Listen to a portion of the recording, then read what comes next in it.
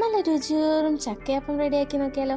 അതിനായി ആദ്യം തന്നെ നല്ല പഴുത്ത ചക്ക കുരു കളഞ്ഞ് വേവിച്ചെടുക്കുക.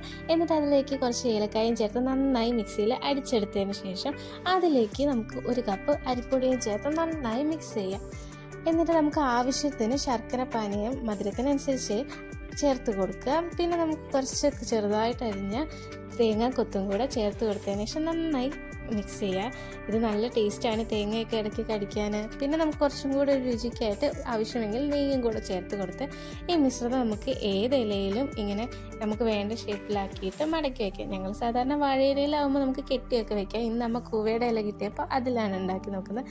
ഇനി നമുക്ക് നേരെ ഇഡ്ഡലി ചെമ്പിൽ വെച്ച് ആവി കയറ്റിയെടുത്ത് നമ്മുടെ അപ്പം റെഡി ആക്കിയെടുക്കാം. അപ്പോൾ അതേ ചൂടോടെ നമ്മുടെ ചക്കയപ്പം ഇവിടെ റെഡി ആയിട്ടുണ്ട്. നല്ല ചൂട് കട്ടൻ ചായയുടെ ഒപ്പം ഇത് കഴിച്ചാൽ ആഹാ അടിപൊളിയാണ്. അപ്പോൾ എല്ലാവരും ഇത് ട്രൈ ചെയ്ത് നോക്കുക. നല്ല അടിപൊളി ടേസ്റ്റാണ്. അപ്പോൾ ആദ്യമായിട്ട് കാണുന്നവരാണെങ്കിൽ ചാനൽ സബ്സ്ക്രൈബ് ചെയ്യാൻ മറക്കല്ല.